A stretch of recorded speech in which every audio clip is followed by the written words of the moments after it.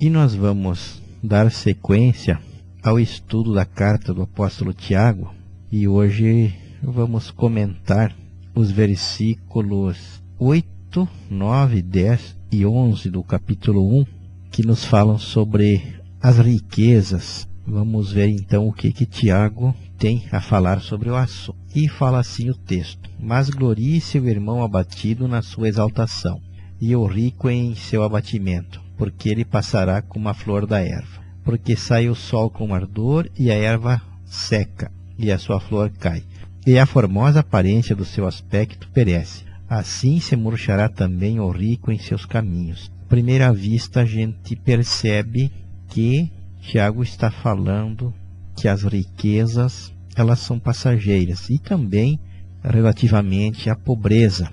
E eu tenho aqui uma outra tradução, essa primeira leitura que eu fiz, a Revista Corrigida Fiel.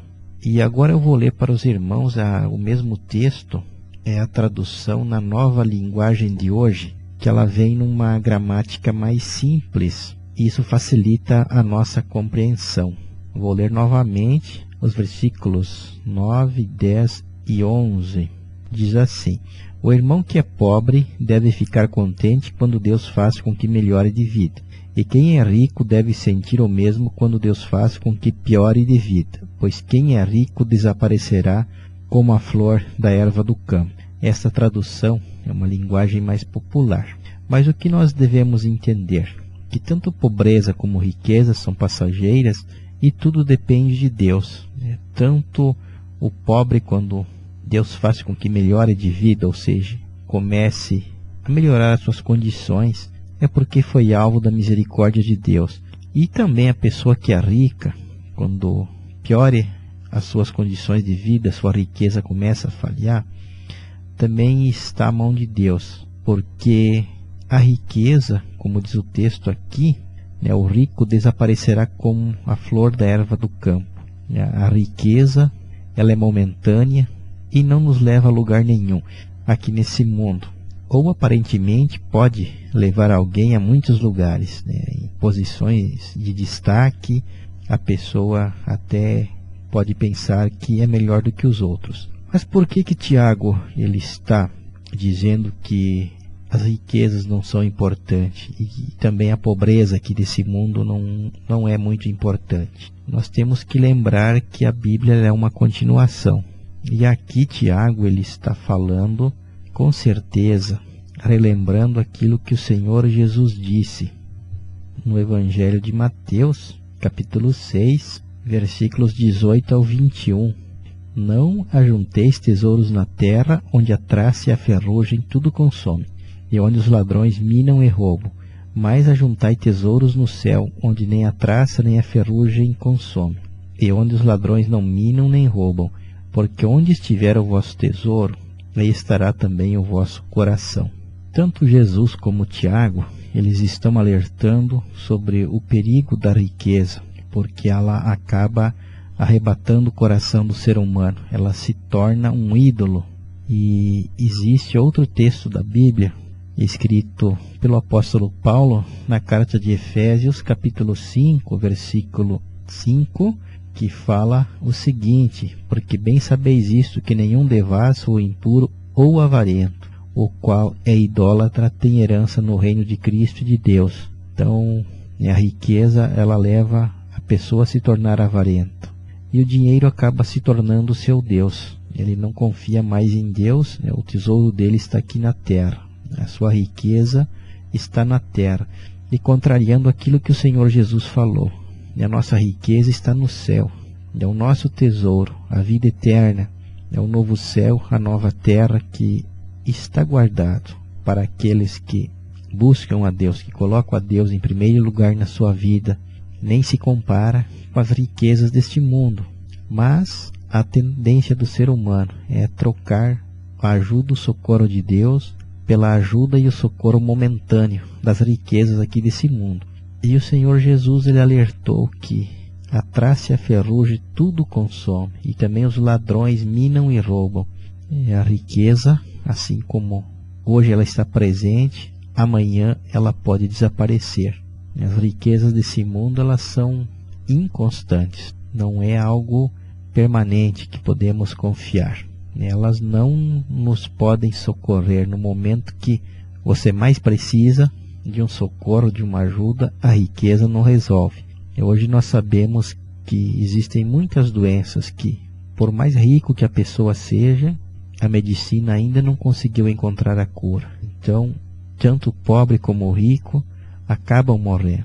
E a própria morte, todos nós, tanto o rico como o pobre, um dia vamos deixar esse corpo. E o que importa é qual é o tesouro que eu tenho lá nos céus, se é que eu tenho algo lá nos céus. Lembramos a parábola do rico e do Lázaro, que o Senhor Jesus contou. Lázaro passou pobreza nessa vida, e amarguras e dores. E o dia que ele fora recolhido por Deus, fora recolhido ao paraíso. Ali ele passou a desfrutar da verdadeira riqueza. E o rico, que viveu regaladamente a sua vida nessa terra, fora recolhido, mas levado ao inferno.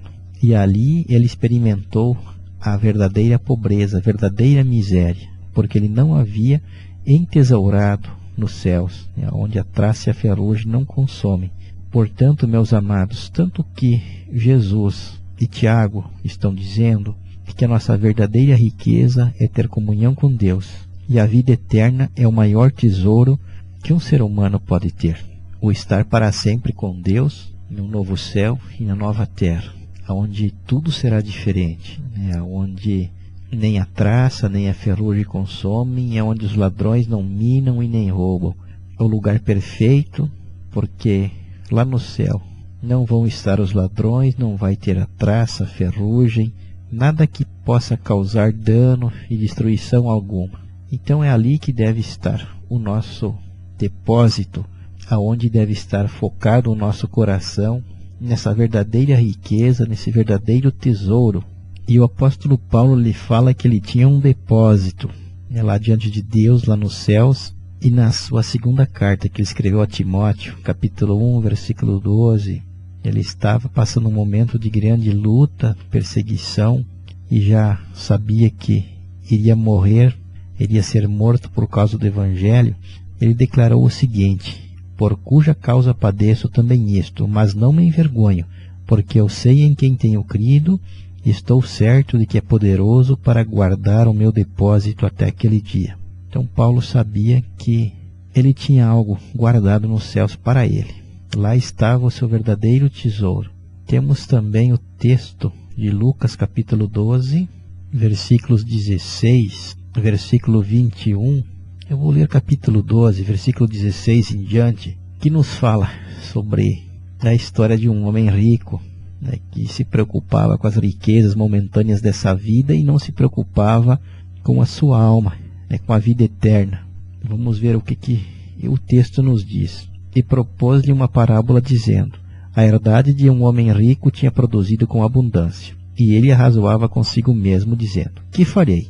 Não tenho onde recolher os meus frutos. E disse: farei isto, derrubarei os meus celeiros, e edificarei outros maiores, e ali recolherei todas as minhas novidades e os meus bens. E direi à minha alma: alma, tens em depósito muitos bens para muitos anos, descansa, come, bebe e folga. Mas Deus lhe disse: louco, esta noite te pedirão a tua alma, e o que tens preparado, para quem será? Assim é aquele que para si ajunta tesouros e não é rico para com Deus. E daí Jesus segue falando sobre o socorro de Deus, sobre não estarmos apreensivos com essa questão de acumular riquezas, como se Deus não olhasse, não guardasse os seus filhos. E disse aos seus discípulos: portanto vos digo, não estejais apreensivos pela vossa vida sobre o que comereis, nem pelo corpo sobre o que vestireis. Mais é a vida do que o sustento, e o corpo mais do que as vestes. Considerais os corvos, que nem semeiam nem cegam, nem têm despensa nem celeiro, e Deus os alimenta. Quanto mais valeis vós do que as aves? E qual de vós, sendo solícito, pode acrescentar um côvado à sua altura? Pois se nem ainda podeis as coisas mínimas, por que estáis ansiosos pelas outras?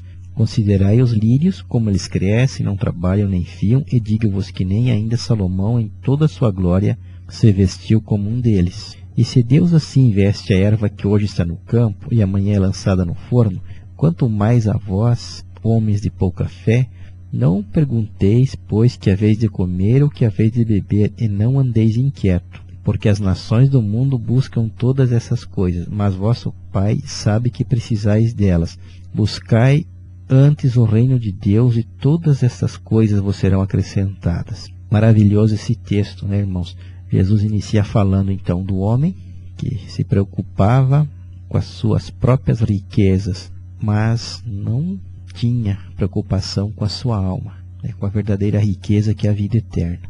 E então Jesus fala que Deus, Ele cuida dos seus filhos. Claro que esse texto não pode ser usado como desculpa para não trabalharmos, para vivermos ociosos, esperando que tudo caia do céu sobre a nossa vida. Claro que temos que trabalhar sim, irmãos, mas não termos essa preocupação.